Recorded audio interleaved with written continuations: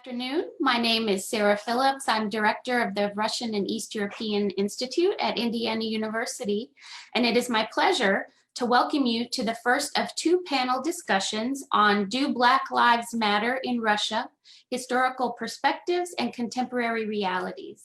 I want to thank the units, sponsors, and individuals who have made this event possible, including the Hamilton Lugar School of Global and International Studies at Indiana University, Indiana's Russian and East European Institute, and the Russian Studies Workshop, a training and research hub for Russian studies at Indiana, supported by generous funding from the Carnegie Corporation of New York.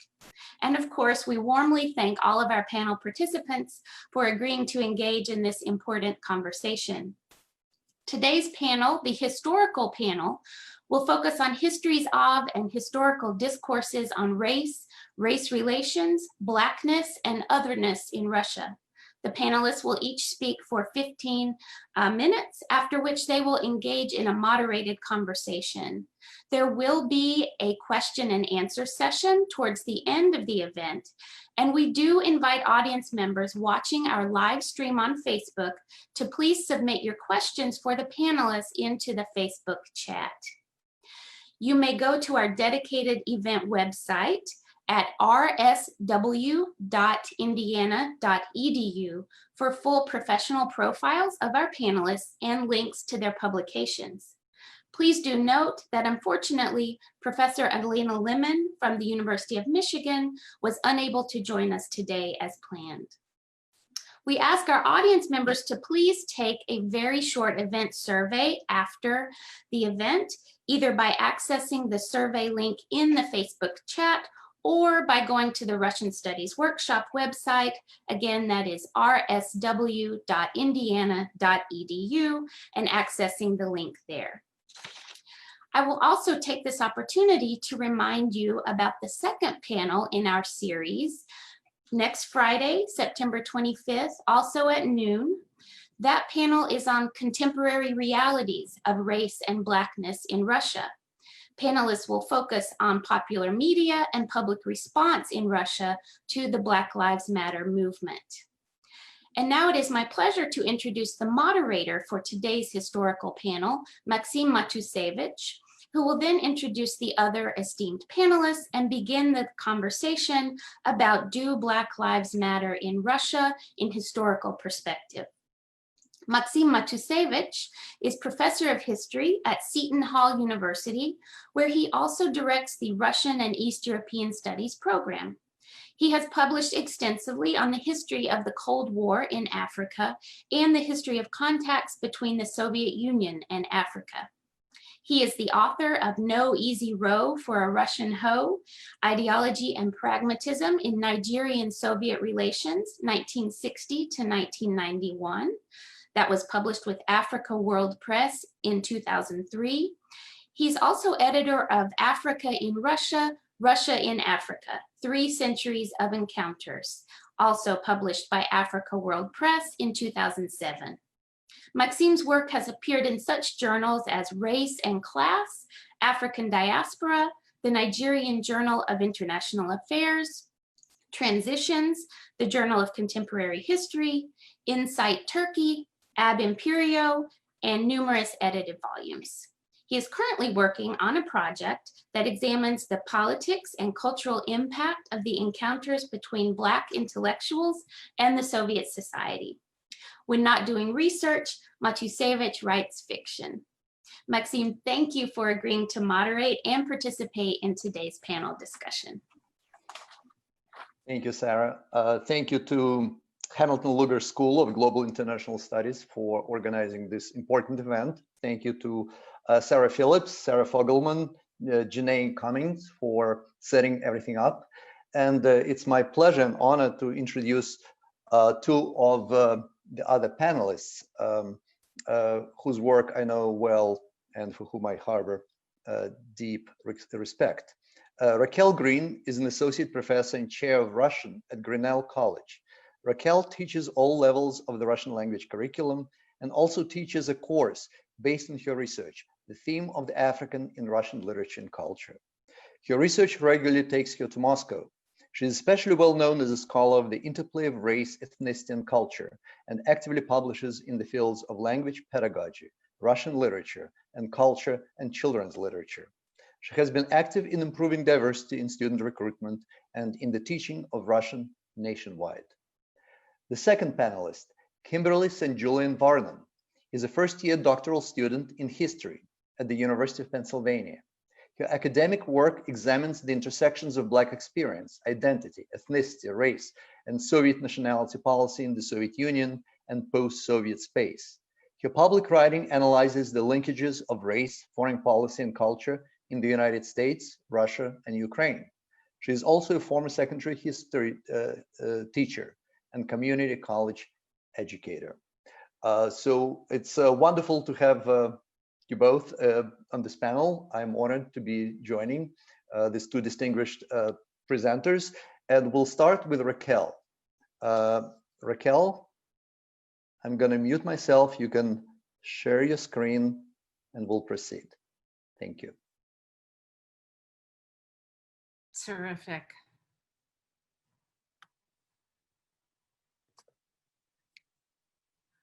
I would like to talk today about the history of Africans and African Americans in Russia within the context of my own teaching.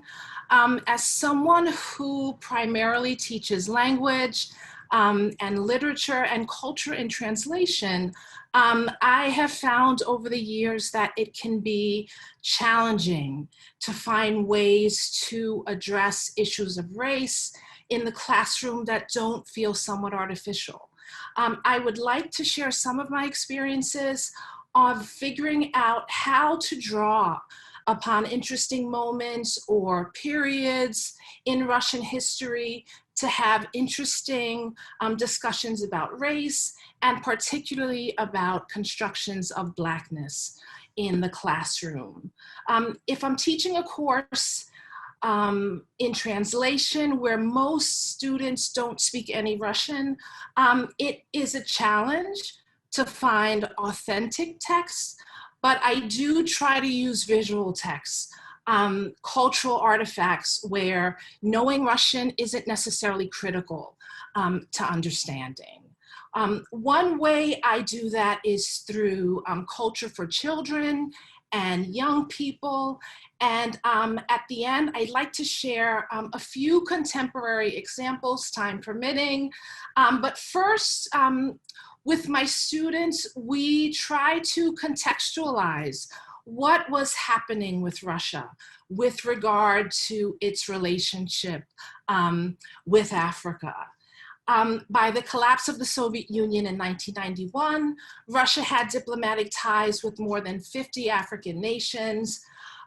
Between the 1950s and the 1970s, tens of thousands of Africans had received Russian military training. Before the collapse of the Soviet Union in 1991, there were over 50,000 Africans studying in the Soviet Union. By 1992, that number was down to 12,000, and the scholarship programs directed at students from African countries generally ended. With communism fallen, the new Russia was plagued with racism. In the 1950s and the 1960s, media outlets had been instructed to educate Soviets that the racism and ethnic hatred had resolved as part of the new socialist consciousness. Setting this agenda was relatively easy. There was a party-controlled monolithic press system. Racial animus had been suppressed. Soviet television was saturated with images of homeless Black Americans lining up at soup kitchens in the US. Meanwhile, in the Soviet Union, there were numerous cases of racially motivated attacks, and murders of Africans went unreported for the most part.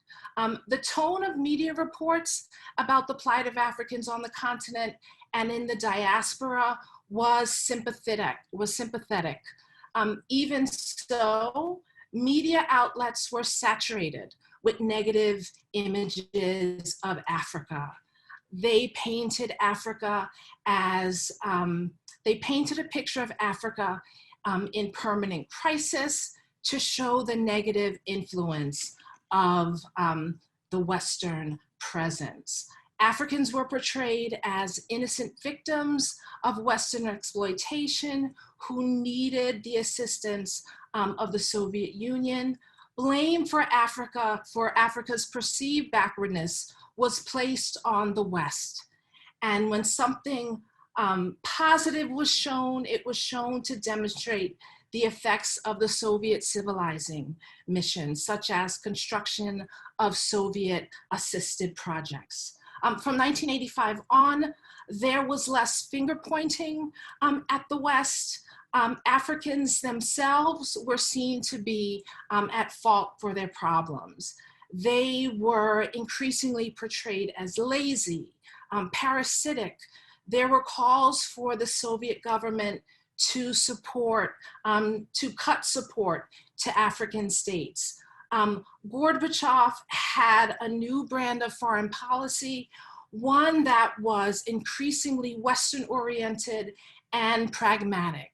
So Soviet-African relations were now based more on economic considerations and less on political and ideological concerns. Gorbachev himself had argued that the Soviet Union had gotten bogged down in unproductive ventures in Africa.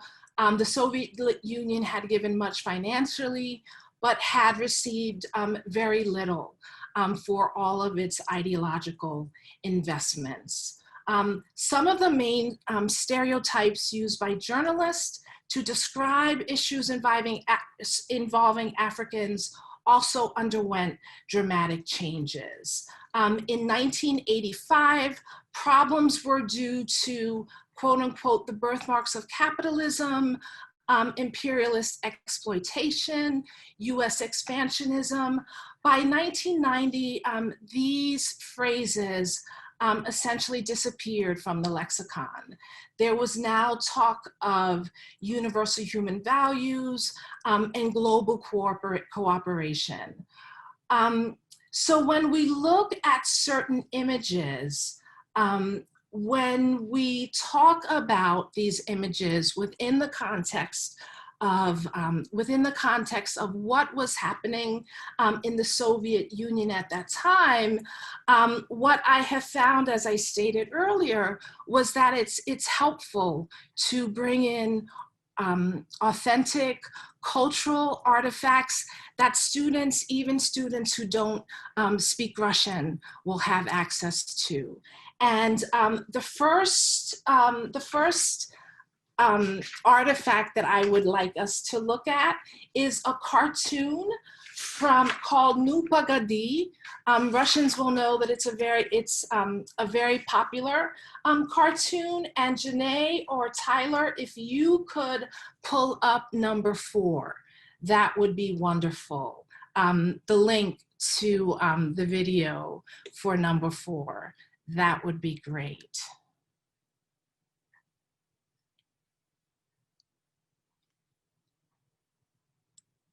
And on the list, it's contemporary images of Africa, and it's the 4th link, if you can locate that.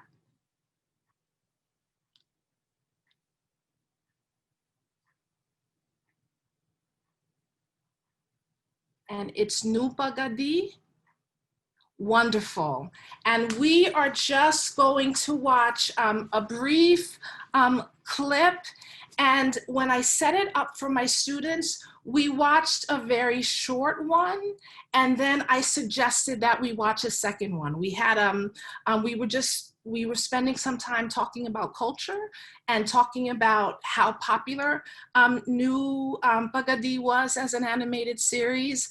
And so we watched one, and then we watched this second one. And if you could cue it up to the 6th minute, that would be great.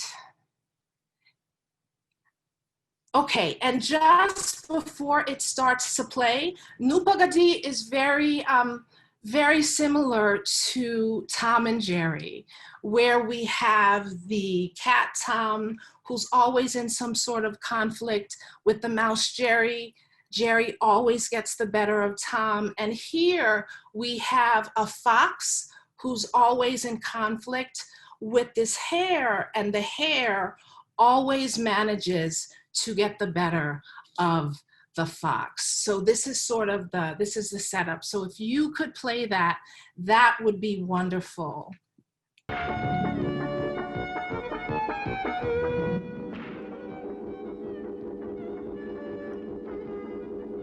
And I don't know if the volume is up or if I'm just not hearing it.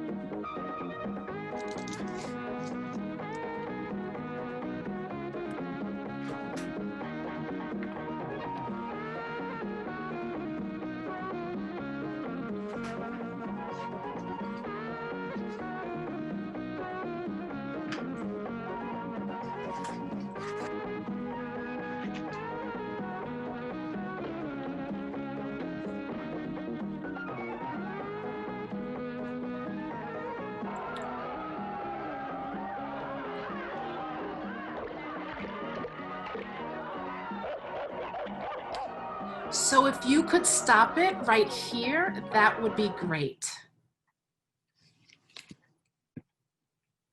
Wonderful, thank you. So the last time I showed this in class, again, we had watched a very short one before I turned to this one, and I didn't say anything. We just watched, and I just waited for their responses. So there was this awkward silence after we finished watching. And finally, one of my students said, well, she turned to me and she said, Professor Greene. And I didn't say anything. And then she turned to her classmates and she said, guys, does anybody not see how problematic or how even racist this is? And I said, okay, let's talk about that. What's problematic about it? And I mentioned that this was a 25th anniversary episode that was released in 1994. So again, keeping in mind the imagery that is coming out of the Soviet Union and the conflicts that are happening with regard to Africa at the fall of the Soviet Union and at the very beginning of Russia. So we talked about what was problematic, and I have to say that my students did an excellent job in terms of being able to deconstruct what the problems were, right? And these are tropes that if they have studied gender and woman, sexuality studies, American history, African history, African American studies, African studies. These are tropes that they are very familiar with. And so what I have found for students that don't speak Russian about these things in an intelligent, insightful way is very empowering for them.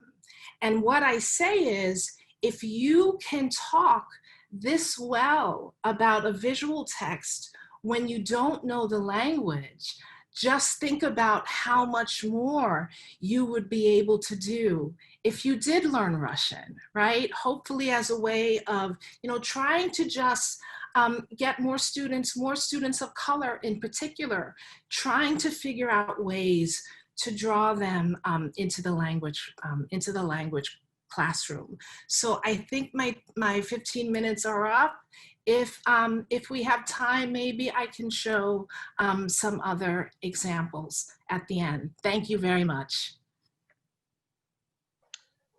Thank you, Raquel. I can't hear. Lots of food for thought, and I'm sure we'll talk more about some of the issues you raised in your presentation after, when we get a chance to exchange opinions. I would like to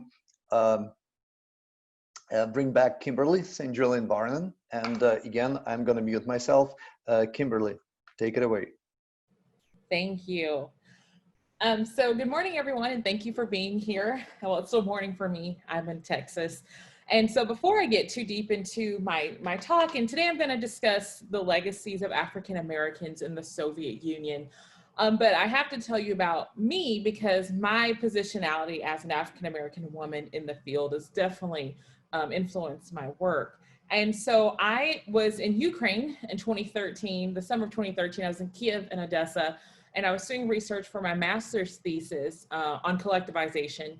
And when I was crossing the street in Khrushchevchik in middle of Kiev, I saw a Black girl, and we kind of both ran out to each other and we hugged each other. And I asked her in Russian, I said, "Why are you here? What are you doing here?" And she told me, she said, "I'm Ukrainian, I live here."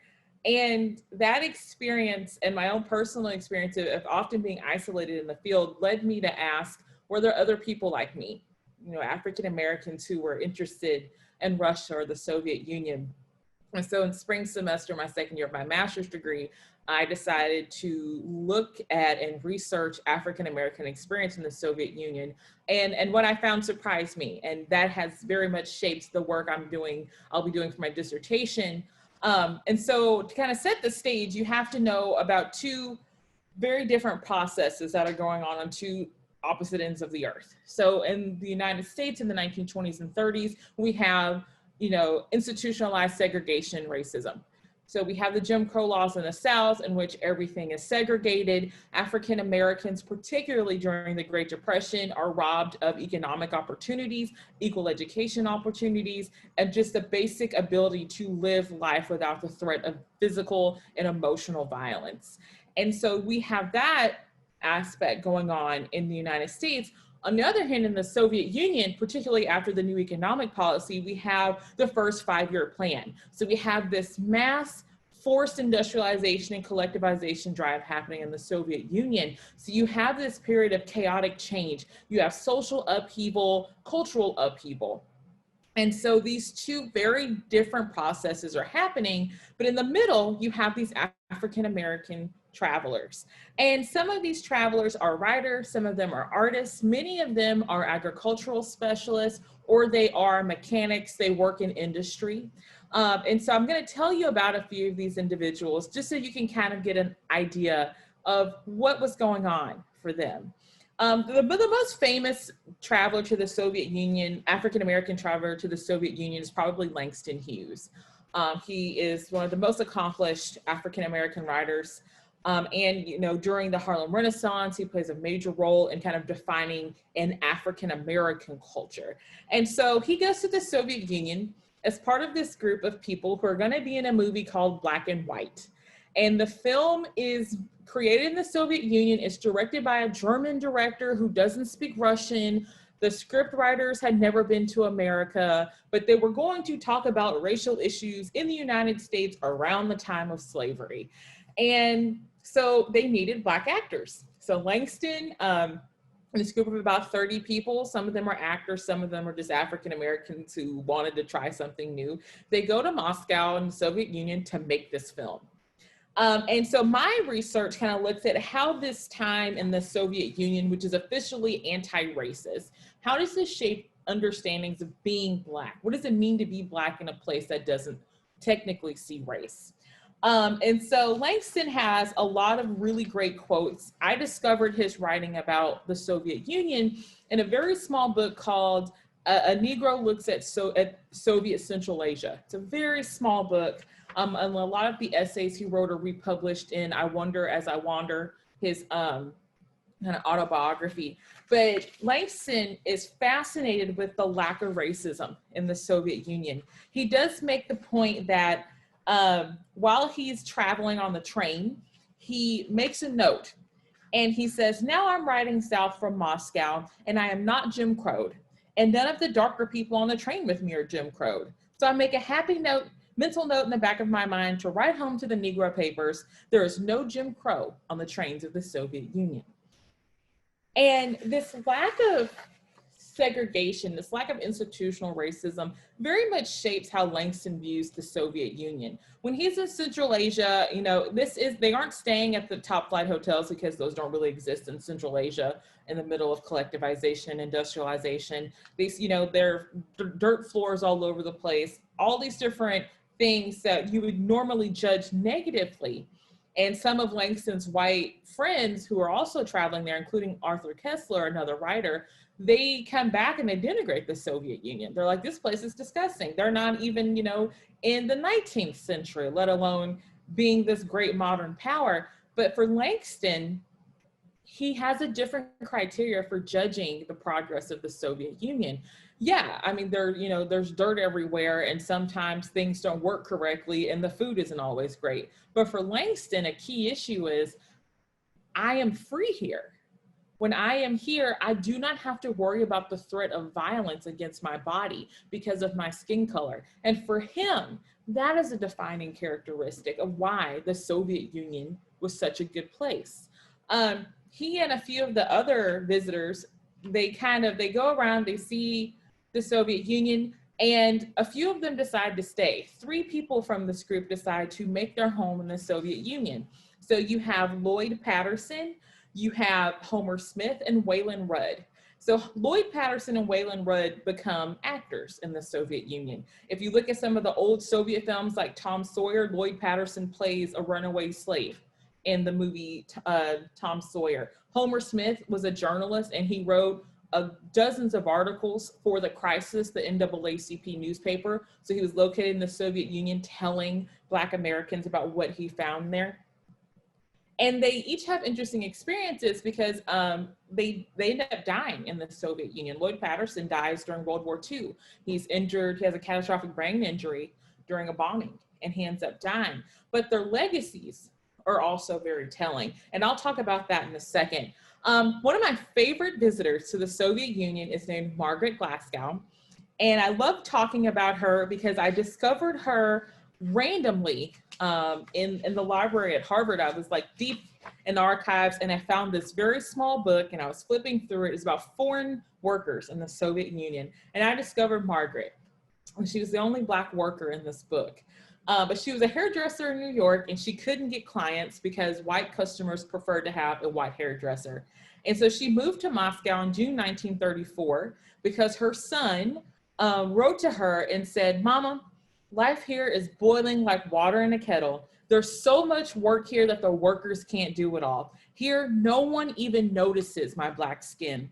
Only now and then, children who meet me cry out, but not in spite, only in surprise, do they say, 'Oh, look, there's a Black man.'"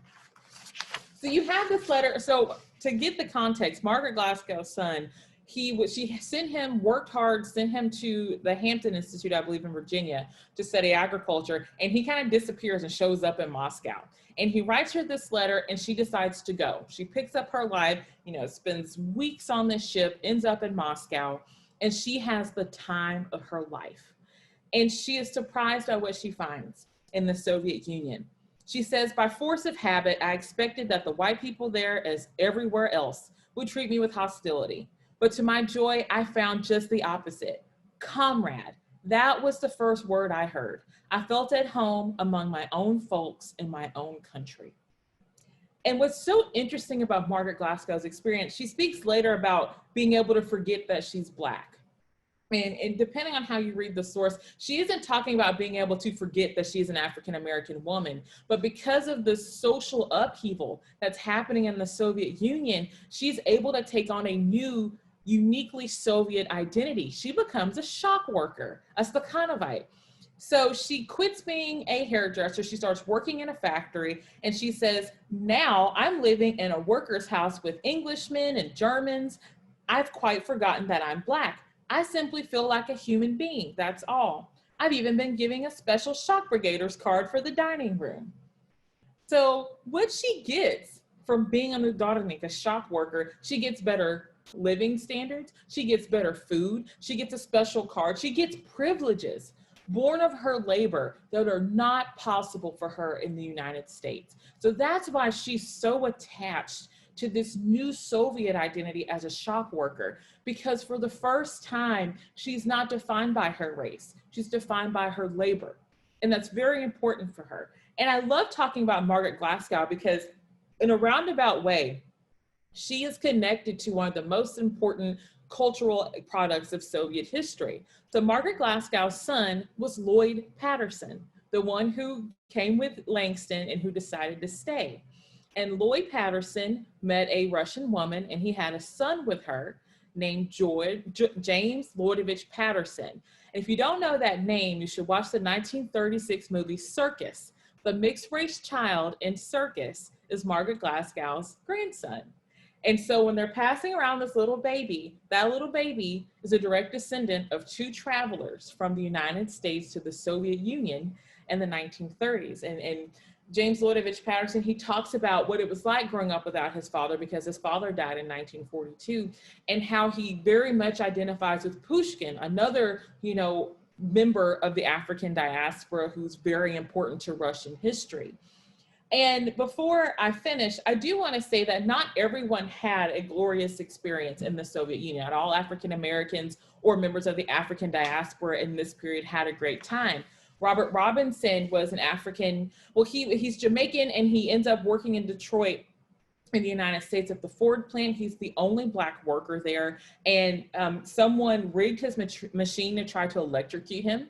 And so he's had enough, and the Soviet specialists, they come over and they recruit him and other white workers to go to the Soviet Union. So he moves to Moscow and starts working there in one of the plants. And when he's there, he has issues with the white American workers. They threaten him, they spit at him, and in 1930, I believe, they attacked him. He was attacked by two workers, and he was very afraid because he ended up biting one of them really badly. And so when he went back to his apartment, the Soviet police came and he was scared that he was about to be arrested or worse, because in the United States, in this context, if a Black man committed physical violence against a white man, it was very likely that he could die, due to lynching. So he was terrified.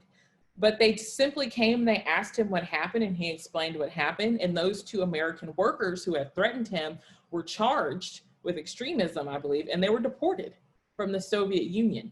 And so Robert Robinson kind of becomes a local celebrity because of what happened to him, but also because it's all across the Soviet Union, we do not allow this American capitalist racism here. That will not fly here. And Robinson has a very mixed experience in the Soviet Union. He doesn't talk about being able to forget his skin color because he's always aware of it. They constantly make him aware that he's racially different. He says when he goes to worker dances, a lot of the Russian men will push their girlfriends to go dance with him. And it's very strange to him because in the United States, this act could get him killed. And so what he has to do is unlearn this, social engineering that has taught him mixing races can lead to deadly consequences. And he ends up spending, 50 years away from the United States. He becomes a Soviet citizen, then he renounces his Soviet citizenship. He can't get back to the United States, so he moves around, and it's only in 1986 or 1987 that he gets his American citizenship back and he comes back to the United States.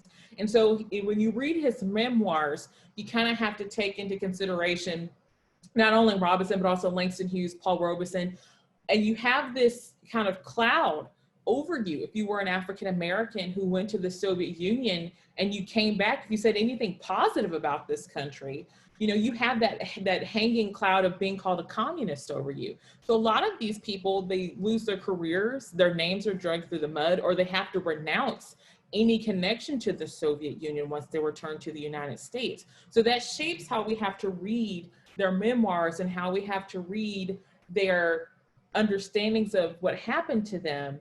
But what I do find in the sources is that there is very much an understanding of just how heavy a burden it is to deal with racism every day in the United States, and how much of a relief it is once they're in the Soviet Union to realize people will look at them and things will be different, but they don't have that toll of emotional and spiritual and physical violence constantly following them. And that shapes how they understand themselves as Black people, but also the United States and the Soviet Union. So I'll end there so we have time for questions, but thank you.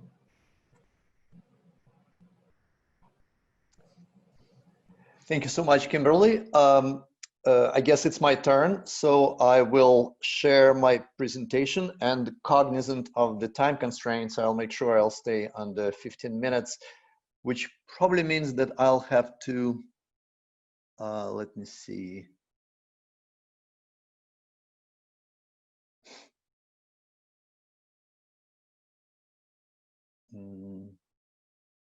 Just 1 second, please.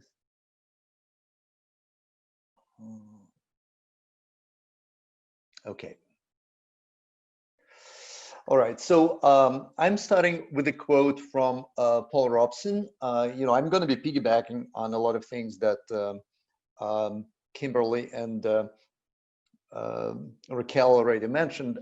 So it's an appropriate quote from the book that pamphlet, really more than a book, published in 1950, The Negro People in the Soviet Union, which was a pan to the Soviet Union and an expression of Paul Robeson's deep appreciation for the country that, in his opinion, was the best guarantor of the rights of Black people, not just in the United States, but also in the diaspora, elsewhere on the continent, to be human. But I would like to step back first and take sort of a more longue durée look at the connection between Russia and Africa, between Russia and Blackness. And, we can go back, of course, to Pushkin, who was already mentioned here, but I would like to mention the book that became probably the biggest bestseller in pre-revolutionary Russia, which was Uncle Tom's Cabin. And that informed generations of Russian children, adolescents, about the state of race relations in the United States. I'm mentioning this particular book because even before the revolution, which really brought about the forming of a regime that was committed to internationalism, to building racial utopia in the Soviet Union, even before that, Russia positioned itself somewhat differently from other Western countries when it came to the questions of race. And again, we have to qualify this statement because obviously Russia didn't have colonies in Africa, but the Russians also had some doubts about how white they were. There was this big debate in 19th century Russia over the issue of belonging. Who are the Russians? Are they part of Europe? Are they part of Asia? Are they even white? So that complicates the story a little bit. And then, of course, after 1917, we have the rise of a new regime, and I will probably have to rush through the images that I put together so we have time to talk. But here you can see an image, a postcard of a painting that I found in the New York Public Library, which depicts, it says Delegatskaya Sabranie, deputies meeting, and you see a black woman addressing a group of Russian co-workers. Claude McKay, who was mentioned before, really, or should have been mentioned, I guess, by all of us, was the first prominent African-American intellectual who came to the Soviet Union in 1922-23. And sort of what Kimberly mentioned about Langston Hughes' impressions of the Soviet Union, Claude McKay's predated those. He really had the most wonderful time. And in his memoir, which by the way, he wrote after he had fallen out of his love affair with communism, he nevertheless admitted to having this remarkable experience of being in a place where he felt proud of what he was. And here is a postcard from 1926-27, which depicts this idea of colorblind internationalism, the young pioneers of all colors, all ethnic backgrounds marching together. Langston Hughes, mentioned by Kimberly, on his famous trip to Uzbekistan. Uzbekistan loomed large in the imagination of a lot of African-American travelers who came to the Soviet Union. There is a sort of metaphorical connection to the generic South, but also the centrality of cotton in the economy of Uzbekistan, and also the fact, of course, that the Uzbeks who didn't have a lot of civil rights prior to the revolution, for them, the arrival of the Soviet Union, for many of them, also meant the arrival of emancipation. Here you can see an image, probably from 1931, maybe a little bit earlier, of a well-known African-American communist, William Patterson, not to be confused with the father of Jim Patterson, Lloyd Patterson, different Patterson, in Moscow, soon upon his arrival. And you can see him sitting here in the car, bouquet of flowers on his lap. And it's quite clear that he is enjoying himself. Here is the still from that famous film that Kimberly mentioned, Circus from 1936 with Jim Patterson and Lyubov Orlova, probably one of the most famous Soviet actors of all time. Jim Patterson is still alive. He's in his late 80s now and lives in Washington, D.C. Mr. Twister, one of the most famous children's stories here shown as a record by Samuel Marshak, children's writer.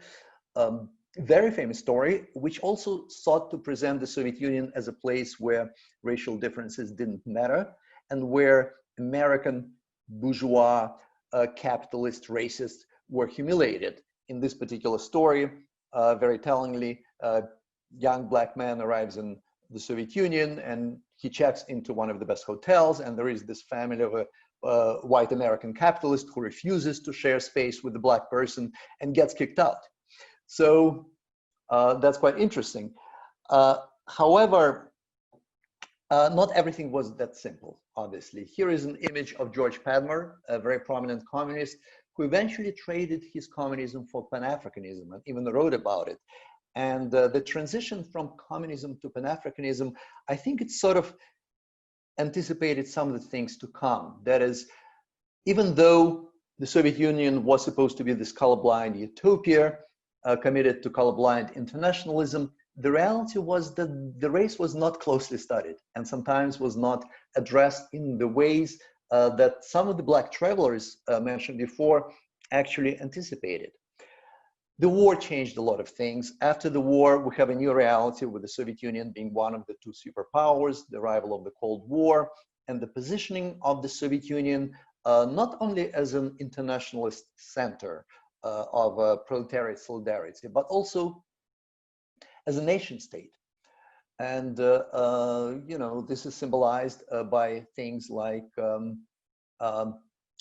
the emergence of Russian nationalism, especially championed by Stalin during the war, or ethnic cleansing of certain ethnic minorities, or the anti-Semitic campaigns of the post-World War II period. Here you can see a cartoon from Crocodile, very famous humor magazine, which is interesting. It references the launching of the Soviet satellite and one of the first rockets into space.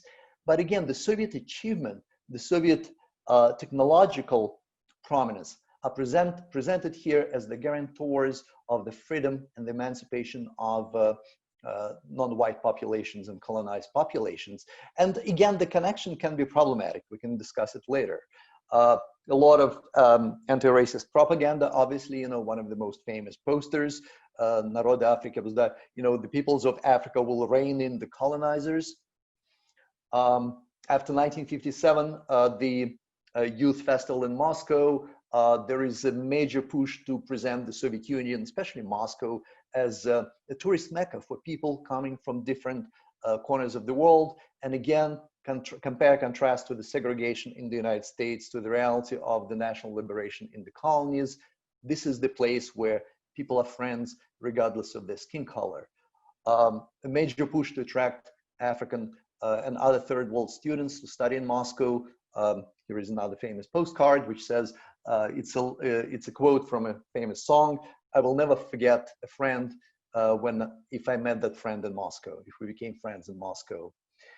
But more than that, campaigns of national liberation all across the world. Here is November 1975, Luanda, Angola. Portrait of Lenin looms large over the crowd. MPLA comes to power. So the Soviet Union does a number of things. They attract obviously students and sympathizers to the Soviet Union, provide scholarships, but they also make an effort to sponsor those who are ideologically keen to Soviet communism abroad. However, if you look at this cartoon, you can see, and this I think references some of the things that Raquel mentioned before, the gloves of anti-racism came off when Soviet propagandists dealt with people who represented different side of the political spectrum. So when they dealt with people like Chombe in the Congo, racist stereotypes came back in full force. Of course, people like Paul Robeson didn't necessarily experience that, because he experienced love and affection and enormous popularity, something for which he remained grateful for the remainder of his life. But that relationship was not uncomplicated, because as Robeson's love affair with the Soviet Union developed, evolved, matured, the Soviet Union also was affected by purges, for example. Here is an image of the great Soviet author, Nobel Prize winner, Alexander Solzhenitsyn in the Gulag.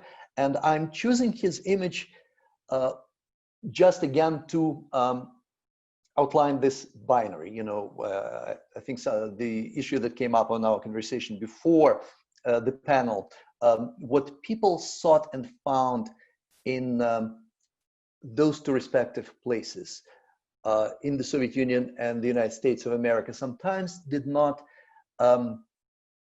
map on the experiences of people who live there. Here you can see Angela Davis, great emblem of Black liberation, who was a hugely popular and symbolic figure in the Soviet Union. I think she was far better known in the Soviet Union, probably still is, than she is in the United States. Here is a factory meeting, Freedom to Angela Davis. That's from the time when she was on trial. Eventually she was acquitted and came to the Soviet Union. By the way, the image here, you can see Angela Davis and a woman to her left, the other side of the image is Valentina Tereshkova, the first female cosmonaut. Here is a letter to Angela Davis from a dissident who appeals to her to speak up on her behalf. And again, I just would like to mention this because the connection between two different, sometimes competing variants of freedom, pursuits for justice and freedom on the part of the, let's say, Soviet dissidents, right? And people who are fighting for racial equality in the United States. It's a very complicated relationship.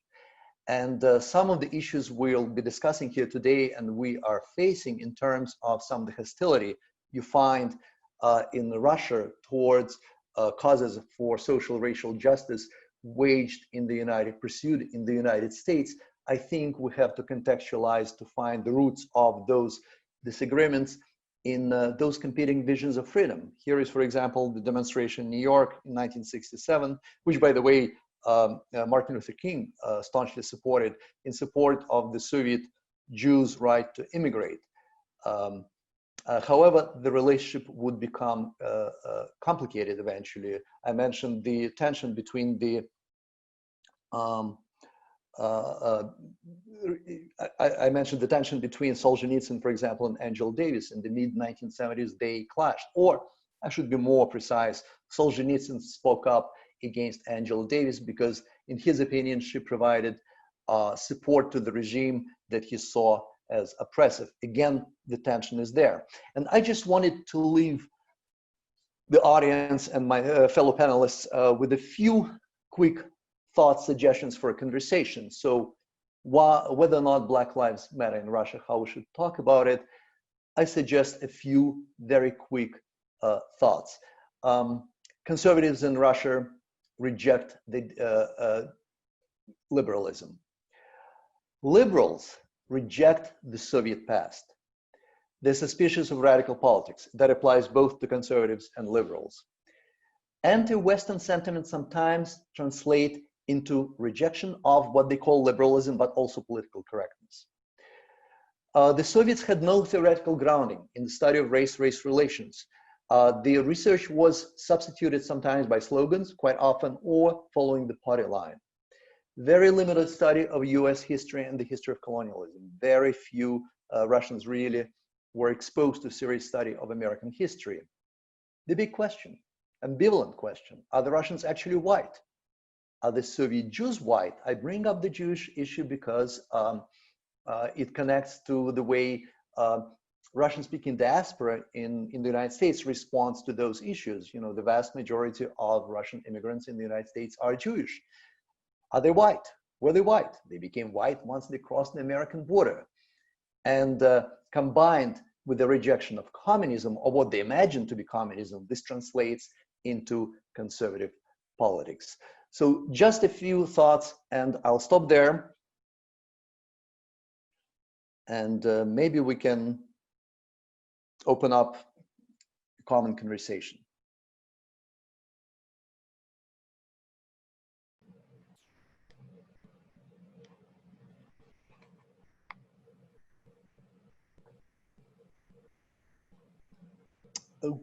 Okay, so we started getting, so I guess I'll probably, I feel like I had not planned to talk that much. So I apologize, and I'll recede into the background, and I'll open up the conversation, and we'll start sharing questions that have been coming from Facebook.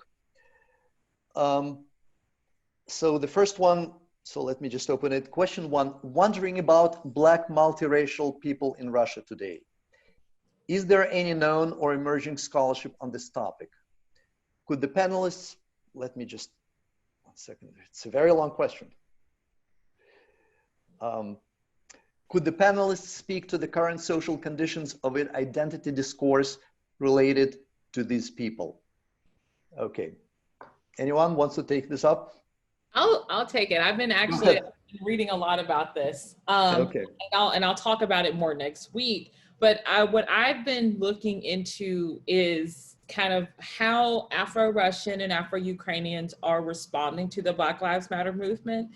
And there have been some conversations online, but there have also been interviews on Slon and Lenta about this experience. And so you do have questions of the limits of being Russian when you are a person of color, not being seen as a Russian person, although you've grown up in the country, it's the only language you speak, it's part of your culture, and the projections of otherness that come with having a different skin color. But also there is not a lot of, at least from what I've seen, academic research on the Afro-Russian, Afro-Ukrainian populations.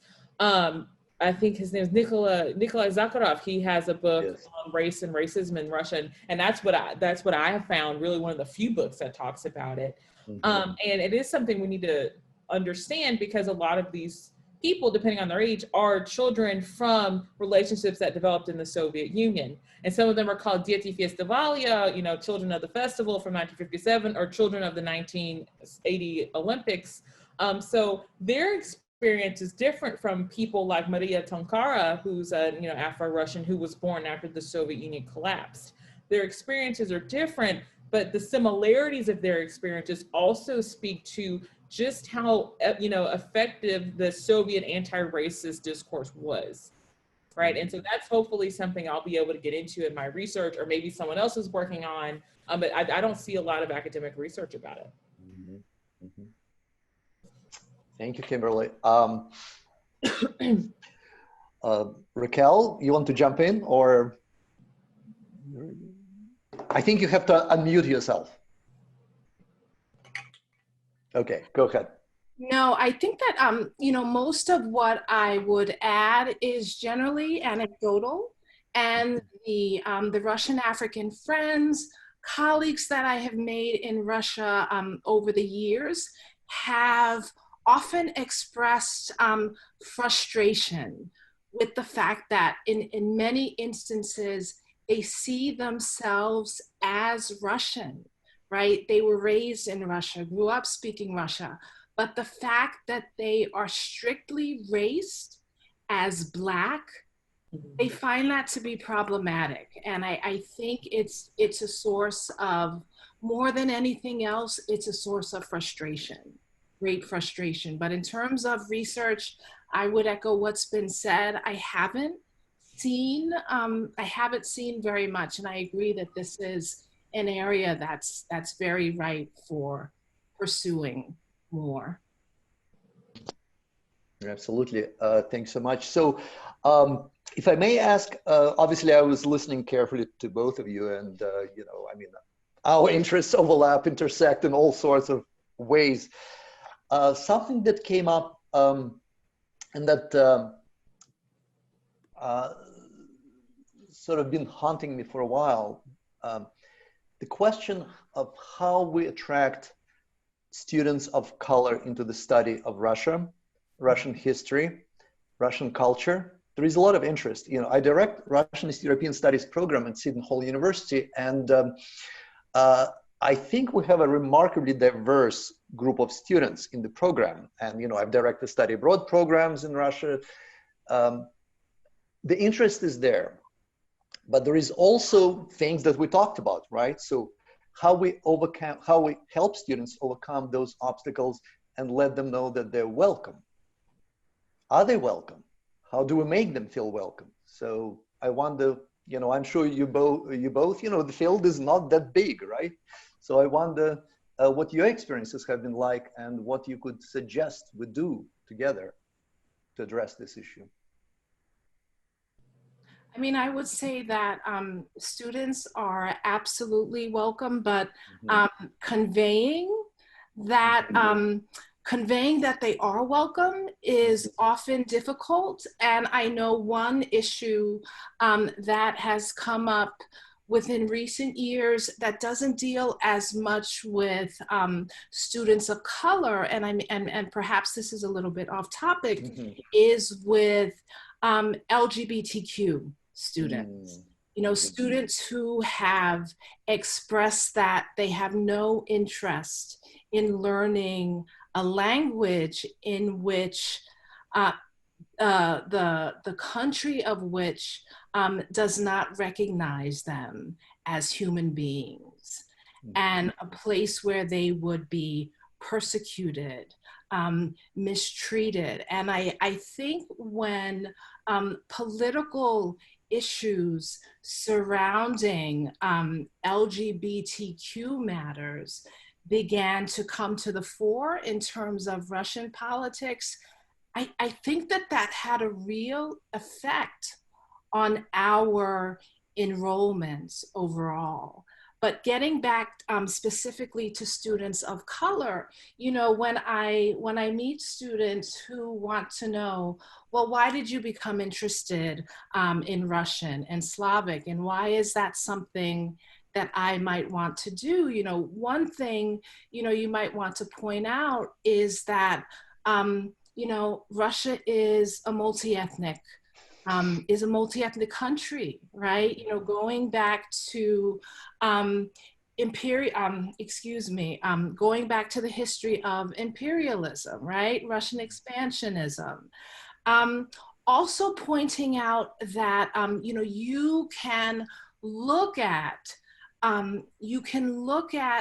Africanness, Blackness within the context, within the Russian context, right? Mm-hmm. There are African Russians, and that's something that most students, you know, if you are interested in diasporal studies, you know, you can look at it from both ends. And so I think often it's a question of just making them be that are out there, because most students aren't thinking about, wow, I wonder if there are any African connections to Russia. It's something that doesn't occur to them.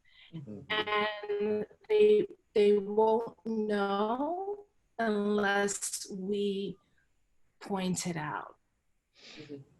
Absolutely. About 10 years ago, I was in a Fulbright in Russia, and it was very interesting Fulbright cohort. Jelani Cobb, Terrell Starr, we were all the same group. Yeah, Jelani went to Moscow. I went to St. Petersburg, and Terrell went to Kiev, where he had a lot of fascinating experiences. And you know, upon my return, I made sure that I brought two of my comrades from that experience to Seton Hall. And I think the fact that they presented and showed up actually made an impression on a lot of students. So we have to do that kind of outreach. I keep getting questions from Facebook, so let me share them with you. Can you talk more about prominent African and African Americans who visited the Soviet Union and how they were treated when and if they went back to their native countries?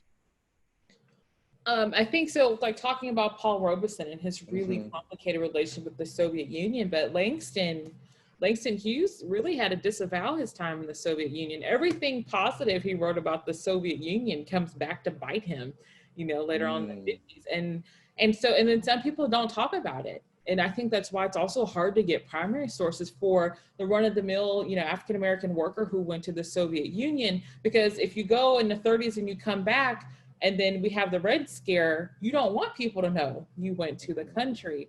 But I think the legacies of African Americans are important because, you know, we have Oliver Golden, who was one of the agronomists who went to the Soviet Union. He went to Uzbekistan, and Yelena Konga is his granddaughter, right? And so you see, and I think it's Meredith Roman who talks about this, but you see African Americans helping industrialize the Soviet Union. So the legacies, I think, there are stronger than what we know here. Like when you mentioned people not knowing about Angela Davis and going to the Soviet Union, I had no idea who Angela Davis was until I went to a panel about her going to the Soviet Union. And like I, you know, grew up in the United States. And so I also think this speaks to that question of locating sources and the silence in those sources and interpreting just what a return to a land of institutional racism does to those experiences. That's a great point. I can mention that a few years ago, I was working in the National Archives, and I came across the debriefing notes of Langston Hughes when he was going back to America, you know, and, you know, they were going through Riga. It was before the establishment of the diplomatic relations, and the Riga Consular Archive, I published an article about it, you know, is absolutely fascinating because it reveals to what extent the consular officials, and George Kennan, by the way, was one of them, were sort of paranoid about all the travel, but particularly Black travel. But the debriefing of Langston Hughes is fascinating because it sort of reveals something about his personality where he was really trying to avoid any kind of conflict. It's very non-committal, it's very vague. And then contrast with Paul Robeson, who really didn't, you know, hold his punches. You know, when you look at his McCarthy committee testimony, it's very revealing. He was very open, he was not scared.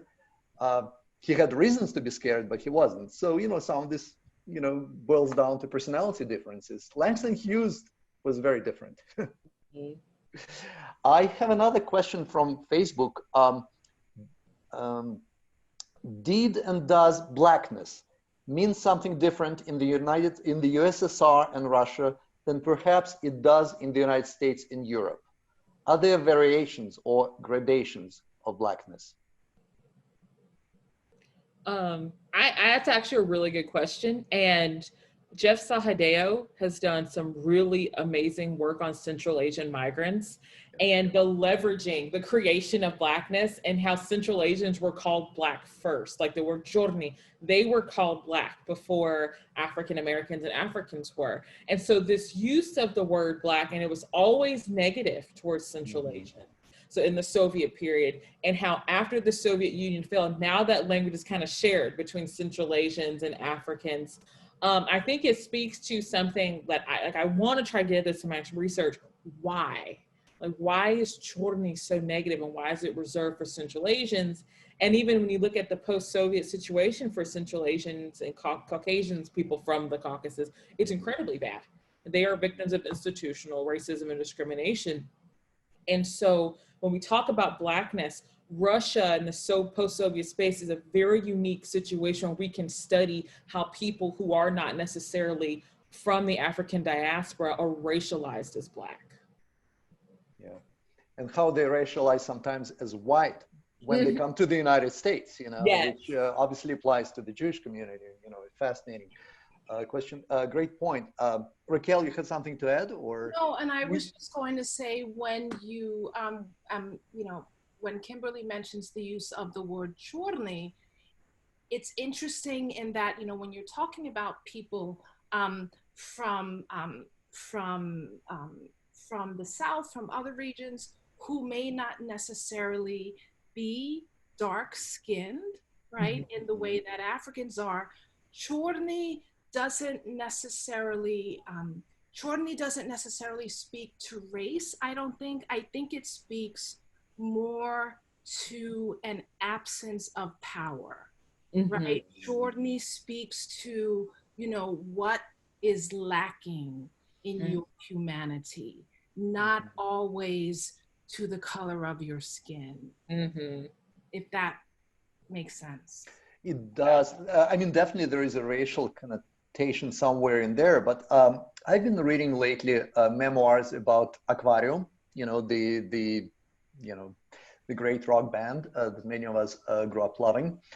And I'm surprised by one of the musicians, to remain unnamed, but I'm surprised how often he evokes this expression, как белый человек, as a white human being, when he talks about that, he's going to a concert and it's not packed and it's comfortable, so he feels like a white person, that he travels in comfort like a white, and that's the person who is, you wouldn't call him a racist. He glorifies black musicians, but it just pops up all the time, and like there is something there. But you're right, it's about to what extent you're entitled to good things in life.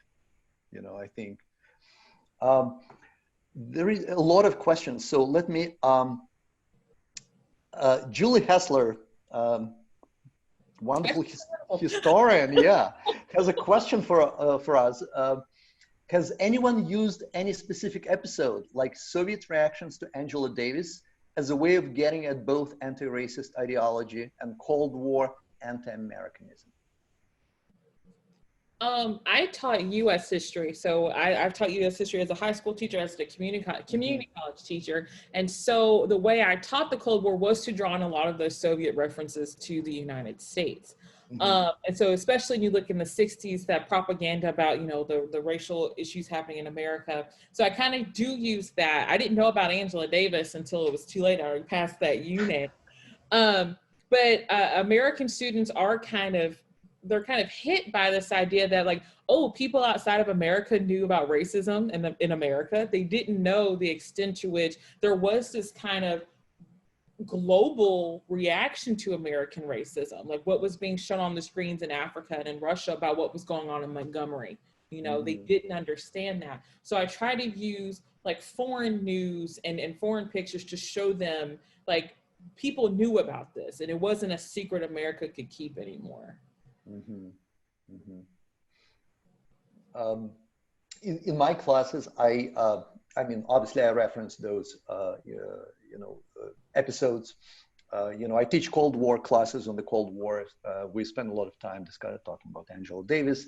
And I'm very interested in what I think Kimberly called the binary, these to me, these competing versions of freedom that sometimes, they should really reinforce each other, but sometimes they clash and intersect. And, I really find it. And Angela Davis and Paul Robeson, these are very good examples of how those tensions actually emerge, and some of them have not been resolved to this very moment.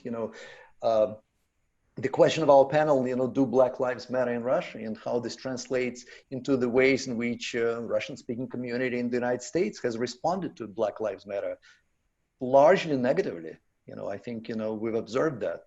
And, the history of the Cold War, I think, is really crucial to understanding some of the sources of that negativity, painful subject.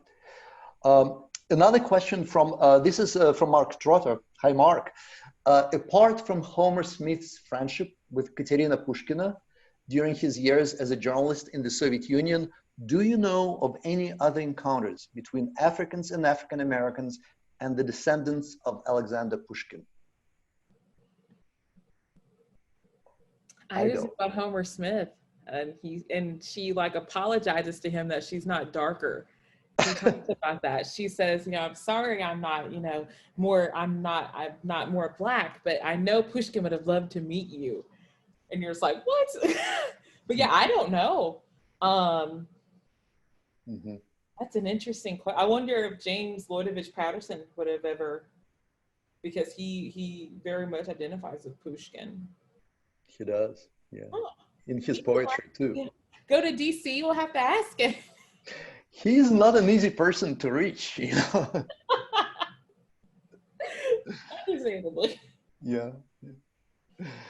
Okay, so let me look at some of the other questions we have here. There is a very good archive here at Ohio State for looking at an episode of Soviet American Views on Race. The Theater Research Institute has a collection about the tour of Porgy and Bess to Eastern Europe and the Soviet Union circa 1951. The State Department funded the Eastern European leg. Is there a question? It's a reference to an archive, that we may consider in our response. Okay, so we have about 8 minutes left. Any issues that we have not touched yet? I mean, it's a huge topic, obviously, but anything that you were hoping we would address and, we haven't had time yet to talk about?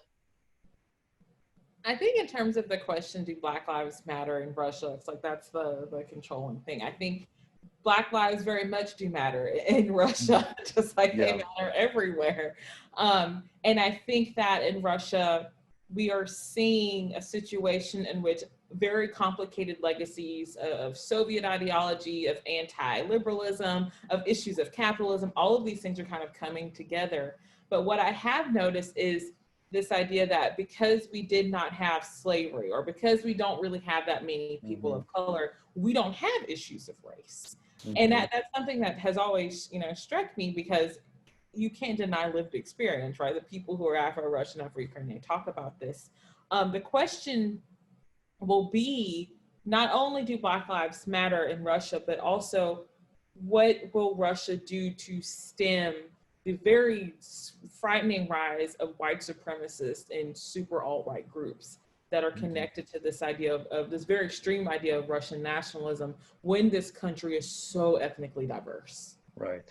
Right, this idea of Russia, and when we talk about students of color wanting to study in Russia, this idea of Russia as this white monolith is wholly unhistorical and inaccurate. And so kind of changing that idea and representing the diversity of Russia is important for that. Absolutely. again, would love to come back to this, but there is another question popping up from Facebook. I still would like to come back to this. Is there a distinction between Russians of African descent and those of African American descent? I remember on an excursion to Kolomensky in 1985, we ran into a bridal couple. The groom was from Africa, the bride was Russian. We all clapped and congratulated the couple. The interest guide told us later that there were difficulties for the couple because of racism. So, so I think the bigger question is there a difference between Russians of African versus African American descent? At least recently, you don't have, like in the 20s and 30s, you have more of the descendants of African Americans and Russians, like James Lodovich Patterson, Yelena Congo's mother. But it seems like now in the post-Soviet space, it's more Russians of African descent. Right. And so it would be kind of hard to gauge because it's two totally different generations of people. So yeah, I think it's like a more generational issue. Like you just don't have that many African Americans who are present in Russia at this point. Mm-hmm. But perhaps you could even pose a broader question, the Russian perception of Africans as opposed to African Americans. Mm-hmm. Is there a difference in perception, right? Personal perception, how they are depicted in the media, mm-hmm. right? And I think there is a difference. Mm-hmm. I think that for many reasons, Americans, and again, much of this is anecdotal, but I remember when I first studied in Russia, the fact that I was an African American and not African, it meant that probably I was better off financially. I was from a higher social class, that I was better educated in many ways. And I think that the perception is that African Americans in many instances are cultured in ways that Africans are not. And I think that that affects the ways in which Africans versus African Americans are depicted. Because so much, if you look at sports culture, right? Music culture, rap, R&B, all of these things that have just taken off in Russia over recent years, right? I mean, with the challenges, the issues that took place in Crimea when Russia became more insular, the music world began to look outward towards the West, you know, rap culture. And I think for that reason, there's something different. There's something that makes African Americans different because of the perceived different and perceived better, because of these cultural legacies, right, that are connected with the US, that in ways that they are not connected directly with the continent. So you can choose, you know, rap, R&B more recently, even jazz, right? Going back decades, that was a decidedly African American part of African American musical culture, right? That was something we could claim in ways that Africans could not.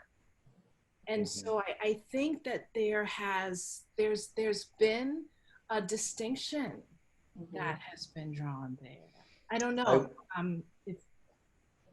It also leads to the current conflict now. When you talk about Black Lives Mattering in Russia, the movement, the response is they have nothing to complain about because of the way that they perceive African American experience in the country. They're like, slavery's been over, and Barack Obama, so there's no racism. Well, that's exactly what it, there are so many things here, but who are the African Americans for people who grew up in the Soviet Union? It's Paul Robeson, it's Angela Davis, you know, more recently Barack Obama, the empowered people who have global reach. But in working on Angela Davis a little bit in the last couple of years, I've discovered that the fascination that so many Soviets had with her really had a lot to do with the fact that she was American, you know, and she, as such, she was representative of even the discourse of freedom that she represented was really an American discourse. You know, her exploits, the fact that she traveled the world, the fact that she spoke multiple languages. I mean, all those things presented her as this ultimately cosmopolitan figure and the figure of fascination for the Soviets, whose world was very insular. You know, back to Raquel's point, you know, I think, you know, she was not necessarily the representative for the majority of people outside of the ideological discourse of Black struggle or of communism. They saw something else. They saw the world outside of their borders, and they found it endlessly fascinating, really. One last, we have 2 minutes left. One last question, comment for Raquel from Stepan. To Raquel's potential LGBTQ students, I would like to say that they can take solace in knowing there is an incredible LGBTQ rights activism being done in Russia, even under the current circumstances. And they could think about learning Russian to study and make common cause with the activist scene. It's also like, and when people ask me why I got into Russian history, you know, World War II, Stalinism, and I literally heard a Russian professor talking on the phone in Russian, and I decided I wanted to learn the language because I loved what I heard, you know. And I think don't let the perceptions of Russia as this monolith of white supremacy negatively impact you to the point where you cut out this beautiful country and this beautiful culture and heritage, because to me, like that hurts, because we should all see a space in Russia, because Russia has had so many different types of people within its borders. And to that extent, it allows this controlling idea of a white heterosexual nation, you know, overshadow the thousands of years of history of what Russia has been and what it is. Excellent. I mean, this sounds like such a perfect intro for our students, Kimberly. I'd love to bring you, whenever the campus opens up, you know, maybe you could grace us with your visit and talk to our students. Sure, I finally get to leave the heat of Texas. Thank you, everyone. Sarah Phillips here again. I just want to say thanks to all our panelists, to Maxim, to Raquel, to Kimberly, for such a stimulating, really interesting, and really important conversation. Thank you all so much for being part of this discussion today. And I will remind everyone that panel 2 of the Do Black Lives Matter in Russia event series will be happening next Friday, September 25th, also at noon. So same time, same place. We are going to be joined by NYU's Elliot Borenstein, who will moderate that panel. Kimberly St. Julian-Varnon will be back with us, which is wonderful. We'll see you again next week, Kimberly. As well as Dmitry Dubrovsky from the National Research University Higher School of Education, Higher School of Economics in St. Petersburg, and Amalia Zatari, who is a producer and reporter with BBC Russian. So please join us next week for part 2, which will look at the contemporary realities, or I would say take a deeper look into contemporary realities of race and Blackness in Russia, focusing on popular media and public response to the Black Lives Matter movement. So in many ways, continuing some of the conversations that you all began this week.